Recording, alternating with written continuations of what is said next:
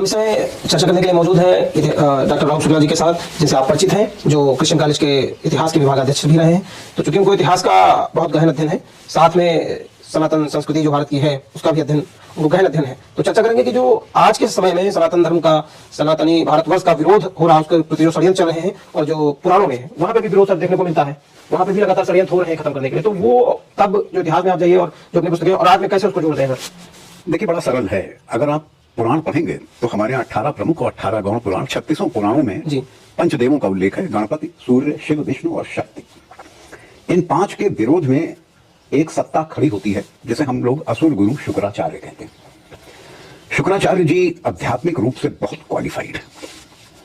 कहते हैं कि जब ये सृष्टि बन गई इनके, और जो शुरुआत में जो असुर हुए दैत्य, जैसे हिरण्याकश्यप का की जो पुत्री थी दिव्या, और भृगु ऋषि की ये संतान, तो जब शुक्राचार्य उत्पन्न हुए तो इनका पहला नाम था कविभूषण।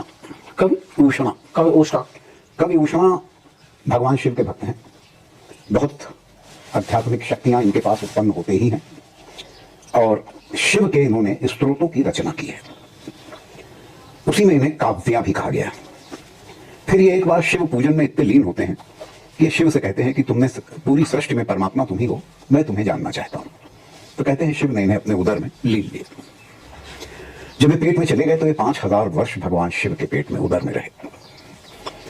ये उल्लेख किस पुराण में है? शिव पुराण में। फिर ये घूमते रहे उसी उदर में, इनको निकलने का रास्ता नहीं मिला। तो भगवान शिव से इन्होंने प्रार्थना की कि प्रभु अब तुम हमें बाहर निकालो। तो भगवान शिव ने इनको अपने शरीर में की ऊर्जा में वीर के रूप में इन्हें बदल दिया, और ये भगवान शिव के वीर या शुक्र के रूप में ये बाहर आए। तब से इनका नाम शुक्राचार्य पड़ा। ये बहुत इंटरेस्टिंग बात है, क्योंकि शुक्राचार्य शब्द तो हम लोग हमेशा से सुनते आ रहे हैं। नाम कैसे पड़ा? ये शुक्र से उत्पन्न है, इसलिए शुक्राचार्य कहलाए। तो पहला नाम था कविभूषण, दूसरा था काव्या, और तीसरा हुआ शुक्राचार्य, जिससे वो विख्यात हुए। जो ये 5000 वर्ष रहे शिव के उदर में, वहां पे इन्होंने बहुत और शक्तियां अर्जित कर ली। जब वो शिव के ही उदर में है, हाँ, वो परमात्मा के उदर में है, तो उनको जो शक्तियां वहां प्राप्त हुई, वो कहते हैं कि अनेक सिद्धियां और अनेक निधियों के ये वहां स्वामी बने। अब जब ये बाहर आ गए तो सृष्टि बन चुकी थी पूरी। एक तरफ सकारात्मक ऊर्जा थी जिसे देव कहते हैं, वो बुद्धिमान थे, इंटेलेक्चुअल थे, लेकिन सहज थे, सरल थे। एक तरफ नकारात्मक ऊर्जा थी, वो भी बुद्धिमान थे, लेकिन वो सरल नहीं थे, सहज नहीं थे। उस ऊर्जा का नियंत्रण बड़ा मुश्किल था, तो वो असुर कहलाए। तो भगवान शिव ने कहा कि ठीक है, बृहस्पति को हम देवताओं का गुरु बनाते हैं और आपको हम असुरों का गुरु बनाते हैं। पहले शुक्राचार्य जी देवताओं के गुरु बनना चाहते थे, क्योंकि वो जानते थे कि ये पंचदेव तो वही हैं, ये तो ईश्वरस्थ के हैं रिप्रेजेंटेटिव, लेकिन जो पंच तत्व हैं, क्षिति जल पावक गगन समीर, ये भी देवता हैं। ये प्रकृति के प्राइमरी एलिमेंट हैं। अगर इन पे मेरा अधिकार हो जाएगा तो मैं ज्यादा शक्तिशाली हो जाऊंगा। तो ये जो कुटिल बुद्धि थी इनकी, वो भगवान शिव ने पढ़ ली। इसको हम लोग अंग्रेजी में कहते हैं मैकियावेलियन इंटेलिजेंस, कि हर चीज में कुछ न कुछ गहरा सोच करके उल्टा करने की ताकत।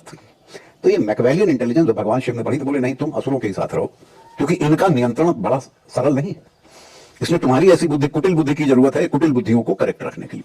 परिणाम ये हुआ, ये असुर गुरु हो गए। अब जैसा होता था, जब दो ऊर्जाएं हैं तो वो टकराएंगे। जब वो टकराना शुरू हुई तो मालूम पड़ा पूरी सृष्टि के ऊपर अधिकार की समस्या आरंभ हो गई। असुरों ने शुरू कर दिया कि हम स्वर्ग जीतेंगे, हम ब्रह्मांड जीतेंगे, हम यज्ञ भोगेंगे, हम सारे देवताओं के अधिकार भोगेंगे, हम उनको मिलने नहीं देंगे कोई भी यज्ञ की आहुति। जब ये सब समस्याएं शुरू हुई तो असुर गुरु उनके साथ थे ही, उनके गुरु ही थे। अब जो युद्ध हुए उसमें देवता भी, माना कि उनका शरीर एलिमेंटल था, लेकिन उनकी मृत्यु होती थी, इसका उल्लेख हमारे पुराणों में है। जो देवता मरते थे उनको उत्थान करने का कोई तरीका नहीं था कि इनको फिर से उठा दिया जाए। लेकिन शुक्राचार्य जी को भगवान शिव के उदर में रहते हुए ये शक्ति प्राप्त हो गई थी, ये मंत्र या ये विद्या प्राप्त हो गई थी, जिसे मृत संजीवनी कहते हैं। तो शुक्राचार्य जी उस मृत संजीवनी का प्रयोग करके असुरों को जीवित कर देते थे। तो परिणाम यह होता था कि असुर तो फिर से चंगे हो जाते थे, युद्ध करने आ जाते थे, और देवता परेशान होते थे। तो बृहस्पति का एक पुत्र था, उसका नाम था कच्छ ने कहा कि लगता है हमें असुर गुरु शुक्राचार्य के पास जाकर के उनसे ये विद्या लेनी होगी, सीखनी होगी। हम उन्हें अपना गुरु बनाएंगे और उनसे प्रार्थना करेंगे कि प्रभु हमें ये विद्या प्रदान करो। कच्छ गया शुक्राचार्य जी के पास, उनके आश्रम में रुका, और उसने बताया हम देवताओं के तरफ से आए हैं, हम बृहस्पति के पुत्र हैं, लेकिन आप हमारे गुरु हैं, तो हम आपके पास आए हैं। बोले नहीं भाई, देवताओं को तो ये विद्या हमें देनी नहीं, तुम्हें और जो विद्याएं लेनी है हमारे आश्रम में रहो, पाओ, लेकिन मृत संजीवनी हम नहीं देंगे। खैर कच्छ रहने लगा, उनकी सेवा करने लगा, उनके खाना बनाता, उनके वस्त्र आदि छाटता, गुरु सेवा का हाथ हाँ, उनके पशु लेके जाता, जंगल में चराता, सब करता। जब असुरों ने देखा तो कहा ये तो जा नहीं रहा है, क्या करो भाई इसका। तो कहते हैं एक दिन उसको मार दिए। जब कच्छ मर गया और शाम तक नहीं लौटा आश्रम में, तो शुक्राचार्य जी की पुत्री देवयानी परेशान हुई।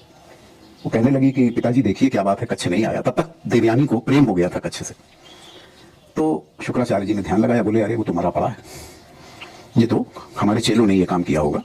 तो देवयानी ने जब विलाप किया तो खैर उनका ठीक है, हम इसे जागृत कर देते हैं, विद्या तो है ही। उन्होंने अपनी मृत संजीवनी से जागृत किया, कच्छ लौटा। फिर शुक्राचार्य जी ने उन्हें राय दी कि अब तुम जाओ, मेरा आश्रम छोड़ो, क्योंकि अब तुम असुरक्षित हो गए हो। लेकिन कच्छ कहाँ जाने वाले थे, वो वहीं रहे। 3-4 दिन बाद जब कच्छ और देवयानी को असुरों ने फिर साथ देखा तो उन्होंने कहा ये तो अभी तक गया नहीं। उन्होंने फिर वही किया, आपकी मार दिया, मार के उसके टुकड़े काट दिए और जंगल फेंक दिए। फिर वही हुआ, जब वो नहीं लौटा तो देवयानी का प्रलाप चालू हुआ। तो जब वो फिर शुक्राचार्य जी ने अपनी दिव्य दृष्टि से देखा तो मालूम पड़ा कि टुकड़ों को काट के फेंक दिया गया है और कुछ टुकड़ों को पशु भी खा गए। तो देवयानी कहती है कि पिताजी नहीं, आपकी विद्या तो पूर्ण है, ये तो उसे जागृत करेगी। बोले अरे वो पशु मर जाएंगे जिनसे हम उनके शरीर के टुकड़े निकालेंगे। बोले कुछ नहीं, आपको तो उसे जीवित करना है। पुत्री के मोह में, प्रभाव में उन्होंने पुनः उसे जीवित किया। फिर कच्छ लौटा अपने घर, यहाँ आश्रम। जब आश्रम लौटे तो आपकी शुक्राचार्य जी ने उनको आज्ञा दे दी कि गुरु की आज्ञा है, मानो हो जाओ।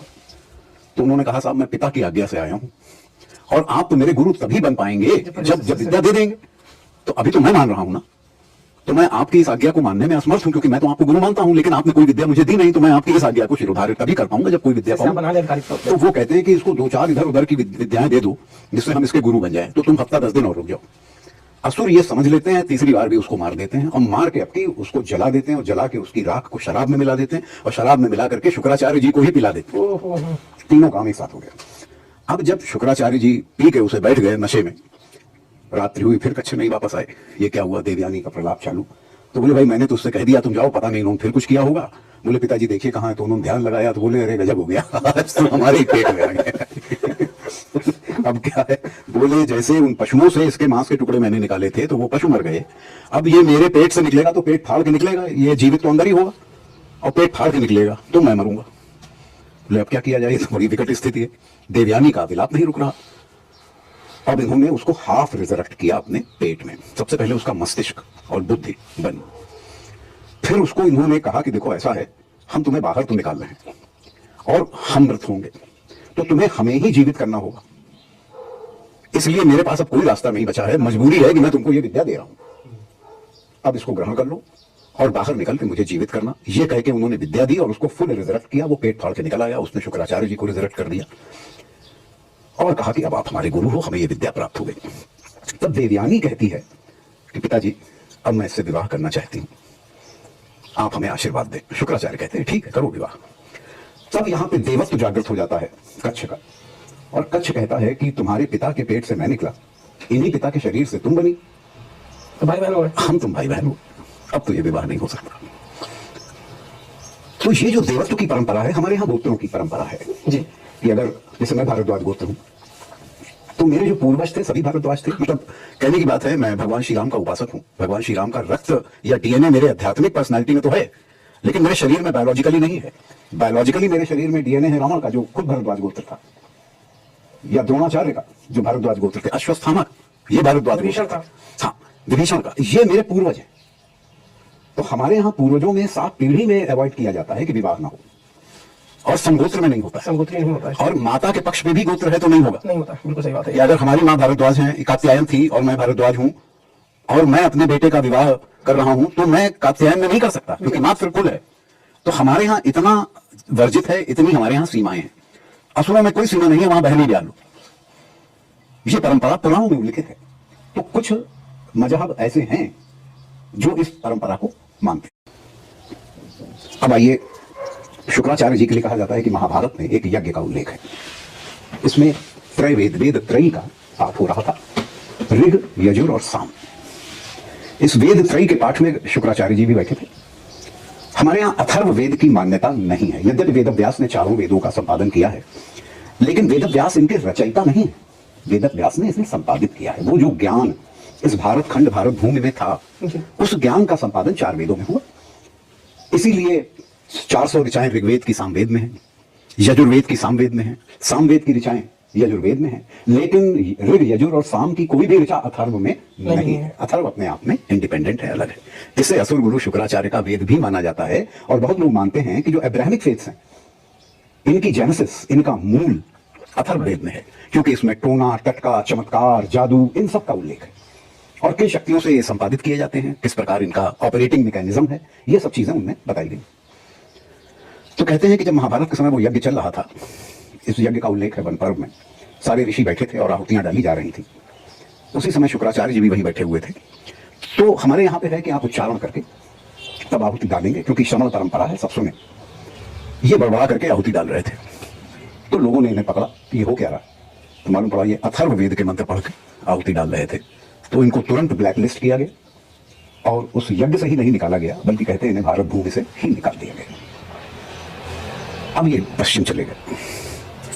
पश्चिम स्वाभाविक है कि भारत में अगर हम बैठे हैं तो पश्चिम ईरान, इराक, सऊदी अरब और आगे यूरोप, यही सब है जी। तो कहते हैं जब ये पश्चिम गए तो वहां इनको बड़ी डिसोलेट, वीरान सी जमीन दिखी। कुछ लोकल देवी देवता थे जिनकी पूजा होती थी। ये लोकल मतलब स्थानीय है। आज भी स्थानीय देवताओं की प्रथा है जी। आप चाहे जितने पंचदेवों की आप बात करें, अगर आप हिंदुस्तान में भी जगहों जगहों पे जाएं तो लोकल देवता जमे हुए हैं, हम देवता हैं, स्थान देवता। हाँ, स्थान देवता हैं, वो सब बने हुए हैं, है नहीं। अब जब ये पश्चिम गए तो इन्होंने देखा कि देवी देवता तो बहुत हैं, लेकिन आध्यात्मिक रूप से उतने बली नहीं है जो ये है, इनके आगे बहुत कमजोर। तो शुक्राचार्य जी को पश्चिम में खुदा बनने में या परमात्मा बनने में देरी नहीं लगी। इनकी एक विशेषता है कि ये आगे बढ़ते हैं अपने, जैसे आपने रामदूत शब्द सुना है, जो हनुमान जी के लिए कहते हैं, या शिवदूत शब्द सुना है, विष्णुदूत शब्द सुने हैं, लेकिन आपने शुक्रदूत शब्द अभी तक नहीं सुना होगा। ये शुक्राचार्य जी के दूत, यही अनुवाद है पैगंबर का। अगर आप कहें, डिक्शनरी खोलें, तो लोग कहते हैं साहब पैगंबर माने अवतार, या कहीं लिखा हुआ अवतार माने पैगंबर। ये गलत है। पैगंबर शुक्रदूत, क्योंकि पैगंबर का खुदा असुर गुरु शुक्राचार्य है और वो पैगंबर उनका भेजा हुआ दूत। अवतार पंचदेवों में ही होता है। श्री राम श्री हरि के अवतार हैं, महाविष्णु भी उन्हें कहते हैं। मार्तंड भगवान शिव के अवतार हैं। सीता जी परम शक्ति का अवतार है, महालक्ष्मी का। ये ध्यान देने वाली बात है। हमारे यहाँ अवतार है तो पीछे एक एग्जिस्टिंग पंचदेवों में एक देवता है, उन्हीं से है, उसी की रिकास्टिंग है, वो पुनः उत्पन्न हो रहा है एक नए शरीर में, एक नए उसमें, वही अवतार है। तो शुक्राचार्य जी अवतार तो ले नहीं सकते थे। परिणाम यह हुआ कि शुक्राचार्य जी किसी एक के ऊपर छा जाते थे, सवारी जिसे आप कहते हैं, पजेस कर लेना। और जैसे ही उसे पजेस किया, वैसे ही वो जागृत हो गया, वो पैगंबर बन गया। वो खुद ही घोषणा करता था, मैं पैगंबर हूं, मुझे खुदा ने भेजा। तो जो सृष्टि के इस क्रम में जब ये पश्चिम पहुंचते हैं, तो पैगंबरों की परंपरा हमें पश्चिम से ही मिलती है। अगर हम देखें तो शायद 2000 ईसा पूर्व में पहली बार हमें हजरत अब्राहम की परंपरा मिलती है कि हजरत अब्राहम पैगंबर हैं। उसके बाद उन्हीं से ये शुरू हुआ, उन्हीं के भाई, उनसे जो परंपराएं हैं उनमें 48 पैगंबरों के नाम हैं, हजरत मोहम्मद तक आते आते 48 के बाद, क्योंकि उन्हें आखिरी माना गया इसलिए नहीं है कोई और। लेकिन एक खास चीज और भी है इन 48 में, जिसमें इजहाक हैं, इस्माइल हैं, ये सब हैं। इसमें खासियत यह है कि 12 तो पैगंबर हैं 48 में और 36 नबी हैं। मतलब they are spiritually highly qualified, लेकिन उनको पैगंबर का दर्जा नहीं मिला है। तो इससे जो हिंदू मान्यताएं हैं, जिनसे हम लोग समझते हैं कि धर्म की विवेचना करते हैं, तो ऐसा लगता है कि ये दो धाराएं हैं। असुर धारा भारत छोड़ के चली गई पश्चिम जी, और पश्चिम से पुनः प्रविष्ट हुई एक ताकतवर रूप में। हाँ, जैसा अच्छा, असुर आप ये मत समझिएगा कि नकारात्मक ऊर्जा ही है, नेगेटिव ऊर्जा है, ऐसा नहीं। असुर परंपरा में पॉजिटिव ऊर्जा भी बहुत है। कारण यह है कि एक तो शुक्राचार्य खुद ही आध्यात्मिक रूप से हाईली क्वालिफाइड है। श्री कृष्ण की सिद्धियों निधियों का तो कोई मुकाबला नहीं है, वो तो बहुत हैं और आप जानते ही नहीं, 18 डिफाइन की नहीं है श्रीमद् भागवत महापुराण में उनकी सिद्धियां। लेकिन श्री कृष्ण ने स्वयं कहा है कि मेरी सिद्धियों का कोई भी विवेचना नहीं कर सकता। इसलिए हम इस बात को मान के चलते हैं कि सिद्धियां श्री कृष्ण की बहुत हैं, क्योंकि वो परमात्मा है। लेकिन शुक्राचार्य जी भी हल्के नहीं है। इनके पास भी 6 सिद्धियां हैं और 4 निधियां हैं। ये दे सकते हैं, कुछ दे सकते हैं। लेकिन शुक्राचार्य जी की एक विशेषता है, क्योंकि ये पुनर्जन्म में विश्वास नहीं करते हैं, और ये संसार के ऊपर, पूरी सृष्टि के ऊपर काबिज होना चाहते हैं। पुनर्जन्म में विश्वास न करने का कारण क्या ये भी है कि चूंकि वो पुनर्जन्म की अवस्था में जाना ही नहीं देते, पहले जीवित कर लेते हैं? हाँ, सही कारण होगा, क्योंकि यही- समृद्ध संजीवनी है। हाँ, वही मैं कहने जा रहा था कि पुनर्जन्म तो तब होगा जब कोई मृत होगा, उसके बाद उसकी आत्मा का जन्म होगा। जब इनके पास पहले वो विद्या है तो वो पुनर्जन्म तो रिजर्वेशन नहीं कर लेते।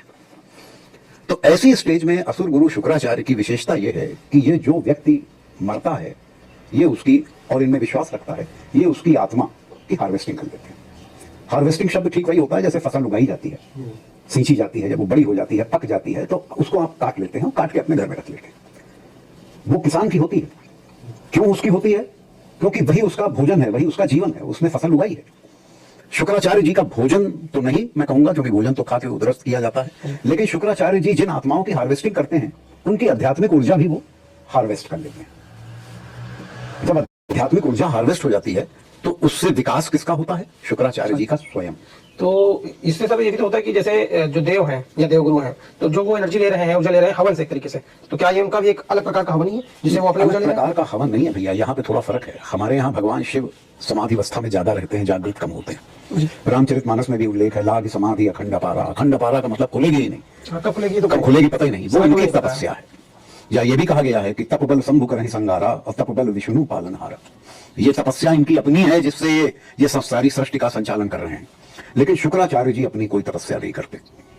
जो करनी थी वो कर ली। शुक्राचार्य जी को जो करना था कर चुके। अब उनका विकास, उनकी ग्रोथ इस पे आधारित है कि कितने बिलीवर उनके पास आते जाएं, कितनों की वो आत्मा प्राप्त करते जाएं और अपना विकास करते रहें उनकी ऊर्जा से। ये शुक्राचार्य जी की मैट्रिक्स बन गई। अब इस मैट्रिक्स की सबसे बड़ी समस्या यह है कि जो आत्माएं इनके पास होल्ड हो जाती हैं, जी। उन आत्माओं को न मोक्ष मिलता है, न स्वर्ग मिलता है, न नरक मिलता है, कुछ भी नहीं मिला। मान लीजिए कि जुम्मन मियां नहीं रहे या फ्रांसिस साहब नहीं रहे, उनका लास्ट राइट हो गया, बरियल हो गया, सब हो गया, प्रेयर हो गई। अब प्रश्न यह है, उनकी आत्मा निकल गई, आत्मा उनके ईश्वर के पास पहुंच गई। लेकिन अभी जुम्मन मियां सिर्फ मरे हैं। अभी जुम्मन मियां को न स्वर्ग मिला, न नरक मिला, न मोक्ष मिला। आप पूछेंगे क्यों ऐसा है? जब एक ही जन्म है तो निर्णय तो हो जाना चाहिए जी। तुरंत। अब कयामत का दिन आएगा, उस दिन तय होगा। तो कयामत का दिन तो कब आएगा पता नहीं। जो लोग इस प्रलय या इस कयामत में विश्वास रखते हैं, अगर मैं मुसलमान हूं तो 1450 साल, 1425 साल से ही मेरा धर्म है, और मैं ये मानूंगा कि सबसे पुरानी जो आत्मा है हमारे यहाँ वो 1400 साल पुरानी होगी, जब शुरू में लोगों ने कबूला होगा, इस्लाम माना होगा। अगर मैं ईसाई हूं तो मैं ये मान सकता हूं कि सबसे पुरानी जो आत्मा होगी, जो हजरत ईसा मसीह में विश्वास करती होगी, वो 2100 साल पुरानी होगी, जितना हजरत को हुए टाइम हुआ। अगर मैं ज्यू हूं, यहूदी, तो मैं ये विश्वास करूंगा कि हजरत मोसेस 1200 ईसा पूर्व में हुए थे, 3000 साल पुरानी आत्मा होगी। अगर मैं हजरत अब्राहम को भी मैं पैगंबर मानता हूं और अपने को अब्राहमिक कहता हूं, तो बहुत ज्यादा 4000 साल पुरानी आत्मा होगी। लेकिन इस 4000 साल में ना उसे मोक्ष मिला, ना उसे स्वर्ग, ना नरक। क्योंकि अभी तो 4000 साल पुरानी है, हो सकता है 40,000 साल पुरानी हो जाए, हो सकता है 4 लाख साल पुरानी हो जाए, प्रलय आए ही ना। कोई जरूरी है प्रलय आए? फिर सनातन धर्म में पूर्ण प्रलय का विधान ही नहीं है। हमारे यहाँ पूर्ण प्रलय आती नहीं है, इनके यहाँ पूर्ण प्रलय जरूरी है, तभी तो निर्णय होगा जी। हमारे यहाँ युग बदलते हैं, सतयुग, त्रेता, द्वापर, कलयुग। इसमें आंशिक प्रलय होती रहती है, सृष्टि का एक हिस्सा सर्वाइव करता है। इसीलिए जब द्वापर जा रहा है, वो कलयुग आ रहा है जी। तो कलयुग स्वयं कहता है श्री कृष्ण, जब ब्रह्मा कहते तुम गए क्यों नहीं, तुम्हारा समय आरंभ हो चुका, तो बोले मैं जा नहीं सकता क्योंकि नारायण पृथ्वी पे अभी भी विद्यमान। तो बोले तुम्हें देर हो रही है, बोले देर हो रही है, जब नारायण पृथ्वी छोड़ेंगे तब जाऊंगा। और ना हम जाते हैं हमारा संहार हो जाएगा। नहीं, मैं अपने गुण धर्म फलीभूति नहीं कर पाऊंगा अगर नारायण के समय पहुंच गया। तो मेरे गुण धर्म तब फलीभूत होंगे जब नारायण इस सृष्टि में शरीर अपना त्याग देंगे। ठीक वही समय है जब श्री कृष्ण के पैर में तीर लगता है, बहेलिया मारता है जी। और वो बहेलिए से कहते हैं कि ठीक है, मैं आखिरी उसमें आ चुका हूं, मैं शरीर त्यागने जा रहा था, तुम निमित्त बन गए, लेकिन अब भाग के जाओ और यादवों से कहो कि वो द्वारिका खाली कर दें, क्योंकि मैंने समुद्र से उधार मांगी है। जैसे ही मैं शरीर त्यागूंगा, समुद्र बढ़ेगा, द्वारिका को लील लेगा, द्वारिका समाप्त हो जाएगी। तो बहेलिया भागता है द्वारिका को बताने के लिए यादवों को, वहां उनमें भी लड़ाई शुरू हो चुकी है, ग्रह कला, ग्रह युद्ध आरंभ हो चुका है। तो कहने का तात्पर्य यह है कि हमारे यहाँ जब युग बदलता है तो आंशिक प्रलय आती, पूर्ण प्रलय नहीं होती, पूरा धरती नहीं समाप्त की। जीवन तो इनके यहाँ कल्पना है असुर गुरु शुक्राचार्य की कि पूर्ण सृष्टि, जिसे ये एपोकैलिप्सी कहते हैं, कुछ भी नहीं बचेगा। एपोकैलिप्सी शब्द है। और एपोकैलिप्सी आने से पहले अर्मागेड्डोन होगा, अर्थात शैतान से लड़ाई होगी।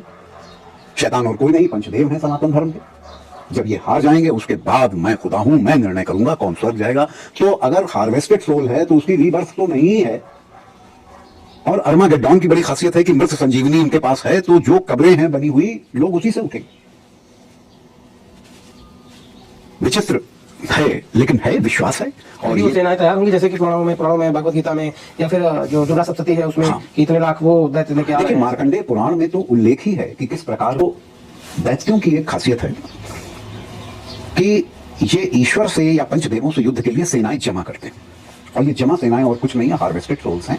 सीधे सीधे आप गरुड़ पुराण पढ़िए, आप वामन पुराण पढ़िए, आप शिव पुराण पढ़िए, आपको स्पष्ट हो जाएगा कि ये महादैत्य आत्माएं जमा कर करके लाए।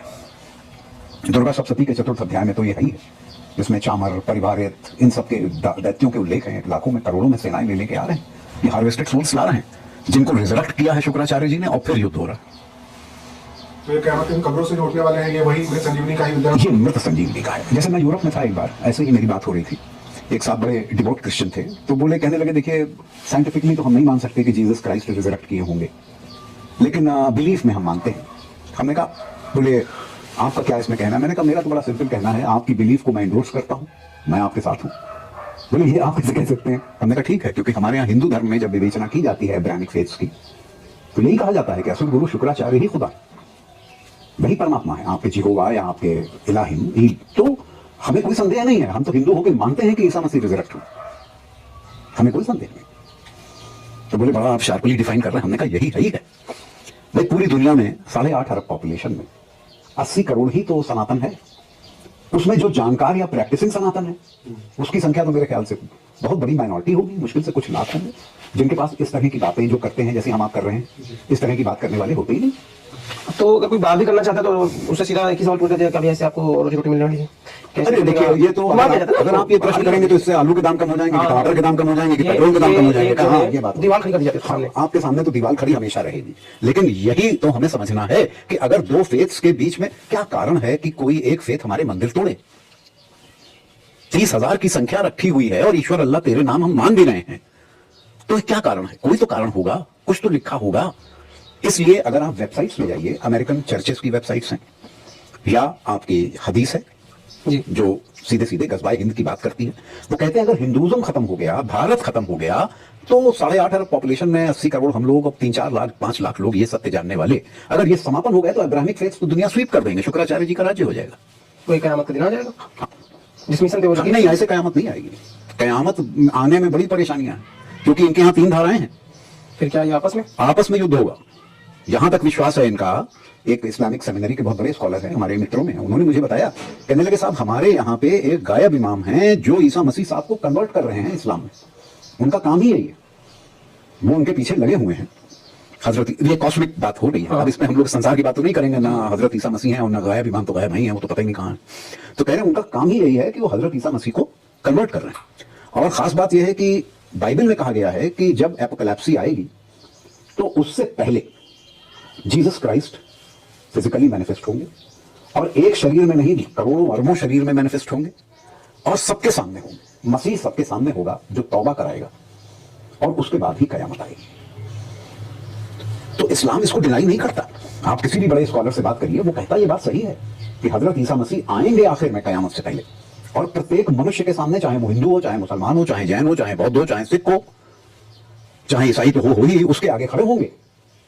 लेकिन खास बात यह है कि तब तक वो खुद इस्लाम कबूल चुके होंगे, इसलिए वो आखिरी नमाज पढ़ाएंगे, कयामत की नमाज। तो हजरत ईसा मसीह कयामत की नमाज पढ़ा जब चुकेंगे, उसके बाद कयामत आएगी।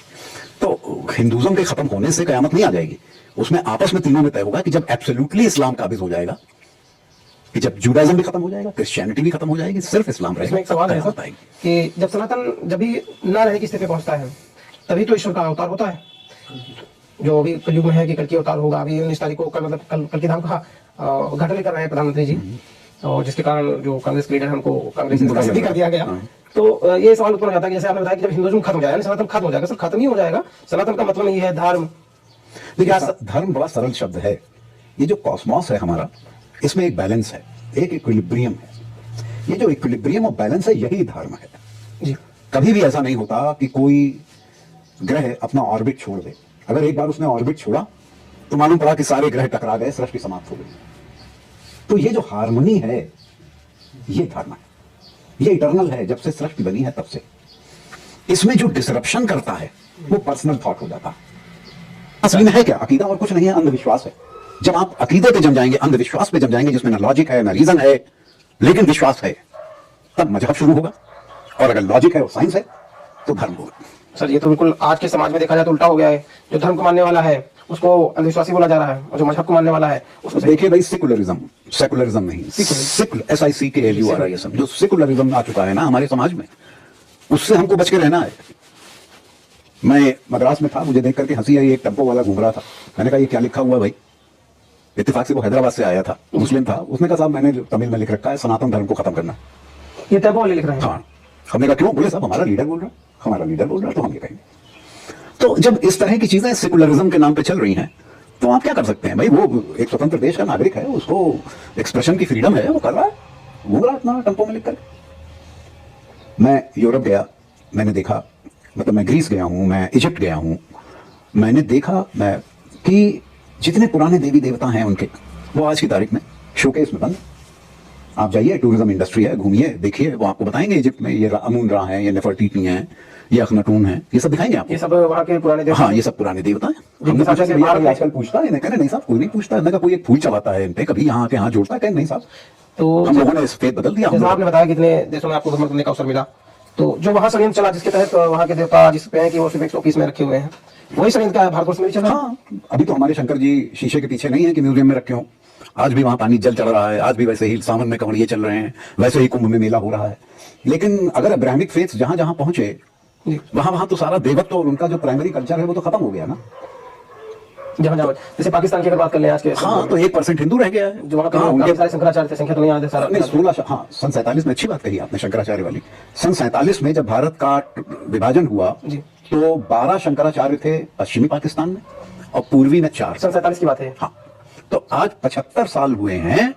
ऐसा क्या हुआ कि एको शंकराचार्य नहीं बचे, एको मठ नहीं बचे पाकिस्तान में? हाँ, ये बांग्लादेश में? हाँ, भागा है सब, हिंदुस्तान भागा है। ये फार्मूला तो वही सिद्ध हो गया ना सर, कि जैसे आपने इजिप्ट और ग्रीस की बात की, तो अब कहा जा सकता है कि पाकिस्तान में भी जो हमारे देवता हैं, भारतवर्ष के देवता हैं, वो 100 पीस में हो गए। हाँ, 100 पीस हो जाएंगे। अगर अभी नहीं हुए हैं तो आने वाले 20 अंतिम चरण चल रहा होगा शायद। अंतिम चरण है और वो भी सजे होंगे म्यूजियम में कि साहब ये एक दुर्गा देवी हुआ करती थी और ये एक शिव। जैसे आपने बताया कौन सा प्लाटून और वो बताया जाता है। हाँ, इजिप्ट में खाली नहीं, आप ग्रीस में जाइए, अपोलो हैं, क्यूपिड हैं, ये सब उनके गॉड्स हैं। हाँ, ओलंपिया जो उनकी देवी है जिसके नाम पे ओलंपिक खेला जाता है, ओलंपिया। देखिए ये तो हमको जानकारी नहीं थी कि जो ओलंपिक है वो एक देव के नाम पे। हाँ, वो भी ग्रीक गॉडेस है ओलंपिया। और उसकी मूर्ति मैंने देखी तो मैंने कहा इतना बड़ा ओलंपिक इसके नाम पे होता है पूरी दुनिया में, क्या ओलंपिया को कोई श्रद्धा उसमें दी जाते हैं, श्रद्धा सुमन? कहने लगे नहीं साहब, बस यही मूर्ति है, इसकी तो मूर्ति भी कहीं ओलंपिक में नहीं बनती, बस नाम दे दिया इसका। अब्राहमिक फेथ्स में इट्स नॉट अलाउड। तो शुक्राचार्य जी ने जो 10 कमांडमेंट्स दे करके अपने उपदेशों में डाल दिया कि मूर्ति नहीं बनेगी, मेरे सामने कोई देवता नहीं रखा जाएगा, इसने समस्या उत्पन्न कर दी। क्योंकि अगर पंचदेव होंगे सम्मुख तो ये सोल हार्वेस्ट नहीं करने देंगे, ये या तो स्वर्ग देंगे या नरक देंगे या मोक्ष दे देंगे, या पुनर्जन्म दे देंगे। शुक्राचार्य जी इन 4 चीजों से परेशान होते, तो उन्होंने शर्त लगा दी कि मेरे सामने कोई देवी देवता नहीं रखा जाएगा, तुम किसी और की पूजा नहीं करोगे मेरे अलावा। और तय कर दिया अकीदा, लॉजिक, आपका साइंस सब वहीं खत्म हो गया। अब आप अकीदे में जाइए और अपनी स्पिरिचुअल एनर्जी शुक्राचार्य जी को हार्वेस्ट कराइए, उनकी ग्रोथ में मदद कीजिए, आपकी ग्रोथ नहीं हो रही। तो सर बीते जो 75 वर्ष हैं उसमें भी इतिहास से अभी भी भारत सीखने को तैयार नहीं है। ये जो गंगा जमुनी तहजीब के नाम पे चल रहा है, देखो ये और कई चीजें चल रही हैं, ये सोशियोलॉजिकल नेसेसिटी है, समाज की आवश्यकता है। गंगा जमुनी तहजीब ये समाज है। अध्यात्म का ज्ञान, अध्यात्म के अनुभव, पुराणों की शिक्षा, ये अलग है। हमें ये मान के चलना है कि शक्तियों का संघर्ष हमेशा से बना रहा है। वो तो हमारे जो है पुस्तकें हैं, जो पुस्तकों में तो उल्लेख है। लेकिन वही बात है कि हमारे असुर समाज में भी तो राजा बलि हैं जी, इतने बड़े कि धर्म के वाहक हैं वो, कि धर्मराज युधिष्ठिर से पहले बलि भगवान का नाम लिया जाता है कि भगवान विष्णु स्वयं उनके द्वारपाल। तो धर्म ही तो है, पराकाष्ठा है, जन्म उनका असुरों में। यही श्री कृष्ण है, हमारे यहाँ श्री कृष्ण को भी असुर कहा गया है। क्यों? क्योंकि उनका जो ननिहाल पक्ष है वो तो असुर ही है, कंस उनका सगा मामा ही असुर है। और श्री कृष्ण को मारने बचपन से असुर ही तो जा रहे हैं, वो सब मामा के ही तो भेजे हुए हैं। ये तो सही है आपकी। हाँ, तो शुक्राचार्य जी को समझना थोड़ा सा हिंदुओं के लिए कठिन हो जाता है। लेकिन अगर एक छोटी सी कथा बात करके खत्म करता हूं। आप सब जानते हैं कि जिस समय भगवान श्री कृष्ण की माता देवकी का विवाह हुआ जी वसुदेव जी से, कंस बहुत प्रसन्न था कि उसकी बहन अच्छे कुल अच्छे परिवार में ब्याही है, और वो स्वयं रथ हाँक करके विदा कर रहा था। जिस समय वो विदा करने जा रहा है, ठीक उसी समय एक भविष्यवाणी होती है कि कंस तुम बहुत प्रसन्न न हो, इसका 8वां पुत्र तुम्हारा मारक होगा। इस भविष्यवाणी को सुन के कंस का बुद्धि फिर जाती है, उसका हृदय बदल जाता है और वो विरोधी हो जाता है अपने बहन और बहनोई का, और दोनों को जेल में बंद कर देता है। ये कथा बड़ी नॉर्मल है, कथावाचक सुनाते घूमते हैं, लेकिन कभी किसी ने विवेचना नहीं की ये कौन एजेंसी है जो पहले सचेत कर रही है। ये है कौन एजेंसी? क्या ये भगवान श्री कृष्ण स्वयं है जो चाहते हैं कि कंस के पापों का घड़ा भर जाए और जल्दी से और इसको मारा जाए जी? या कोई और ऊर्जा है आध्यात्मिक? ऐसे में उत्तर एक ही मिलेगा कि कंस की रक्षा करने के लिए ये बात बोली जा रही है। अर्थात ये दुनिया जो है इसमें फ्रीडम है कि आप क्या काम करेंगे, और कंस को ये फ्रीडम है कि वो अपने सगे बहनोई और बहन को मार दे या उनके बच्चों को मार दे या अपने को बचाने के उपक्रम में उन्हें जेल डाल दे, क्योंकि भविष्यवाणी उसको मिल गई है और भविष्यवाणी करने वाली आध्यात्मिक शक्ति है जो भविष्य देख रही है। शुक्राचार्य जी भविष्य देखते हैं, उनकी आध्यात्मिक ऊर्जा इतनी है कि वो जानते हैं कि 8वां अवतार होगा जो मारेगा। तो कंस का इष्ट कौन हुआ? विष्णु नहीं हुए, न शिव हुए, न पंचदेव हुए। कंस का इष्ट है असुर गुरु शुक्राचार्य। पकड़ी बात जी? नहीं तो इस कोड को रिवील करने की जरूरत क्या थी कि 8वां बच्चा मारेगा? सीधा भी तो बोल सकते थे। ये कोड को जरूरत ही नहीं थी कि डिकोड किया जाए कि 8वां बच्चा। अब आप देखिए इस भविष्यवाणी का दुष्परिणाम। वो ठीक है कि वसुदेव देव की दोनों जेल पहुंच गए, जितने बच्चे हुए उनकी हत्या हुई, कंस पहुंच के उनकी हत्या करता है। और जब भगवान श्री कृष्ण का जन्म हो गया और श्री कृष्ण निकल गए और पहुंच गए गोकुल और वहां नंद बाबा के घर, और जब कंस वहां पहुंचा तो उसे वो बिटिया जो हुई थी उनके यहाँ वो उठा के ले आए थे नंद बाबा, तो जैसे ही उसको पटकना वो चाहता है वैसे ही वो आसमान में चली जाती है और कहती है कि वो शक्ति है, वो कहती है कंस तुझे मारने वाला पैदा हो चुका है, हाँ अब तू अपनी रक्षा कर। वो माता विंध्यवासिनी है, यशोदा अगर वो संभूता उनके लिए लिखा हुआ है कि वहीं से उत्पन्न है भगवती विंध्यवासिनी विंध्याचल में, श्री कृष्ण की बड़ी बहन। अब जब ये कंस को पता चलता है तो कंस पिछले 24 से 48 घंटे में जितने बच्चे पैदा हुए हैं वृंदावन, मथुरा, गोकुल, सबकी हत्या करवा देता है। तो कितना रक्तपात हो रहा है सिर्फ एक भविष्यवाणी पे, क्योंकि एक राजा जो असुर है अपने को बचाना चाहता है और उसको उसके इष्ट उसके खुदा शुक्राचार्य ने ये बता दिया है कि महाराज मारे जाओगे, 8वां मारेगा। बहुत प्रश्न है इसमें, बहुत बलि को भी तो वो सचेत कर रहे हैं, बहुत लेयर हैं। हाँ, राजा बलि को सचेत कर रहे हैं। जिस समय राजा बलि यज्ञ करने जा रहे हैं त्रैलोक्य जीत के, तो भगवान विष्णु इस बात को देखते हैं कि शुक्राचार्य ही यज्ञ करा रहे हैं और अथर्ववेद का यज्ञ होने जा रहा है, तो विष्णु स्वयं ही वामन का रूप धारण करते हैं। अब क्या जरूरत थी विष्णु जाकर के वहां वरदान मांगने बलि से कि हमें त्रैलोक्य दे दो? यह जरूरी इसलिए था क्योंकि शुक्राचार्य जी ने पहले ही अपना माइंड मेकअप कर लिया था कि हम राजा बलि से गुरु दक्षिणा में त्रैलोक्य मांग लेंगे। जैसे ही ये कहेंगे कि गुरु जी मैं तीनों लोगों का राजा हुआ, वैसे ही मैं कहूंगा कि गुरु दक्षिणा दो, वो कहेंगे लाइए दे रहा हूं, तो मैं कहूंगा त्रैलोक्य दो, तो त्रैलोक्य तो मुझे ऐसे ही मिल जाएगा मैं गुरु होके ही पा जाऊंगा। विष्णु उनका ये माइंड रीड कर देते हैं कि ये मैकियावेलियन है, इनकी बुद्धि में ये नकारात्मक चीज आ गई है। तो आप ये सोचिए कि जो शुक्राचार्य आत्माओं को हार्वेस्ट करके उनकी स्पिरिचुअल एनर्जी हार्वेस्ट कर लेते हैं, उन शुक्राचार्य जी के लिए बलि से 3 लोक ले लेना कौन बड़ी भारी बात थी? गुरु तो वही हैं, हम तो स्थापित ही हैं तुम्हारे जीवन में। परिणाम क्या हुआ कि पहुंचे वामन, इतने बड़े हैं, बलि से कहते हैं कि तुम हमें 3 पद नहीं, पहले कुछ नहीं है, राजा मैं तुमसे कुछ जमीन मांगने आया हूं। तो बलि कहते हैं कि मैं यज्ञ कर लूं महाराज, उसके बाद दान आप ही को दूंगा। बोले मैं क्या, मैं तो 3 पद मांग रहा हूं। तो बोले आप इतने छोटे हो, 3 कदम क्या चलोगे? मुश्किल से 2 इंच चलोगे, 3 इंच चलोगे। शुक्राचार्य इस चीज को भागते हैं कि ये विष्णु है, लेकिन इससे पहले वो कहें, बलि कह देते हैं अच्छा ठीक है, यज्ञ से पहले ही मैं आपको दे दे रहा हूं भूमि। अच्छा ऐसा करिए। तो ये कहते हैं अपने हाथ में जल ले लीजिए और संकल्प कर लीजिए। भगवान विष्णु कहते हैं वामन रूप में जी। तो कहते हैं कि भैया, शुक्राचार्य कहते हैं इनको मत दो। तो बलि कहते हैं नहीं, अब मैंने कह दिया कि मैं इन्हें 3 पग जमीन दूंगा तो मैं इन्हें दे दूंगा। परिणाम ये होता है कि शुक्राचार्य जी उसी गड़ुए में घुस के बैठ जाते हैं कि जल ही न गिरे, संकल्प ही ना हो। तो भगवान वामन जब देखते हैं कि जल नया जा रहा है, गिर नहीं रहा, तो एक कुशा उठाते हैं और उस गड़ुए की टोटी में डालते हैं। उसमें शुक्राचार्य जी का सूर्य नेत्र फूट जाता है, दाहिनी आंख। तो जो दाहिनी आंख फूटती है तो ये वहां बिलबिला के बाहर निकल आते हैं, जल गिरने लगता है, संकल्प हो जाता है और वामन 2 अपना आकार बढ़ा के 2 पग में संपूर्ण सृष्टि को नाप देते हैं, और तीसरा पैर कहते हैं मैं कहाँ रखूं, तो बलि कहते हैं यज्ञ वगैरह तो सब खत्म है भगवान, अब तो सब राज्य ही मेरा आपने ले डाला, अब ये तीसरा चरण आप मेरे सिर पे रखिए और कोई जगह नहीं बची। 2 में तो सब नाप लिया आपने। दो में सब नाप लिया आपने। तो शुक्राचार्य जी की जो आंख फूटी है उससे उन्हें भगवान विष्णु या वैष्णव तत्व से बड़ी चिढ़ है। कोई कारण तो होगा ना कि शुक्राचार्य इतने रिबल कैसे हैं। एक तो वो खुद ही नकारात्मक ऊर्जा है, मैकवेलियन है, आध्यात्मिक शक्तियों के साथ हैं, अब उसमें भी भगवान विष्णु ने उनकी एक आंख फोड़ रखी है, जिसको वो छिपाते हैं, कहते हैं कि दुनिया को मैं एक आंख से देखता हूं। नजर शब्द नहीं है कहीं भी, समान देखता हूँ। हाँ, मैं एक आंख से देखता हूं। तो आंख चीज अलग है, नजर अलग है। नजर तो दोनों आंखों से भी होती है। तो शुक्राचार्य जी के ऊपर आज तक कहीं अध्ययन नहीं हुआ, किसी विश्वविद्यालय ने इनके ऊपर कोई पीएचडी नहीं की, मैं नहीं जानता, मेरा एंशिएंट हिस्ट्री विषय है, मैंने कभी नहीं देखा। हाँ, इनके संदर्भ, इनके रेफरेंसेस मिलते रहते हैं। तो ये अवश्य आवश्यक हो चुका है कि अगर सनातन धर्म का अध्ययन करना है तो इसके विरोधियों का भी अध्ययन करना है कि कौन सा डॉक्ट्रिन है जो सनातन के विरोध में जाता है। जो पुराणों में उल्लिखित असुर हैं, क्या वर्तमान समय में जो सनातन का विरोध करते हैं, जैसे ईसाइयत या इस्लाम, क्या ये उसी श्रृंखला के से उत्पन्न है वर्तमान समय में? ये हमें सोचना। सर एक आखिरी क्वेश्चन लूंगा, जैसा ये सारा वृत्तांत आपने बताया, हिंदू अभी भी जो नहीं जोड़ पा रहा है या नहीं समझ पा रहा, क्या उसका एक मूल कारण ये भी नहीं है कि जो सरकारें नहीं है उन्होंने जो भारत का मूल ज्ञान है, जो ग्रंथ है, जो पुराण है, उपनिषद है, इनको शिक्षा से दूर कर दिया गया, मतलब इनको ऐसा कर दिया गया कि इससे आपको कुछ मिलने वाला नहीं है, ये सब निरर्थक है, आपको मैकाले शिक्षा कह लीजिए, अन्य तमाम पुस्तकें, तमाम ज्ञान दिया जा रहा है, पर इससे बिल्कुल काट दिया गया है जिससे वो इन सब चीजों को देख सकते हैं, समझ सकते हैं। हमारी जरूरत है कि हम, जैसे बाइबल में मीमांसा की गई, इस्लाम की मीमांसा, इस्माइलियों की मीमांसा है, कुरान में मीमांसा की गई, उसमें ईसाइयों की मीमांसा है। वो बात अलग है कि अब शब्द बोले गए दोनों तरफ से, लेकिन कम से कम प्रयास तो किया गया।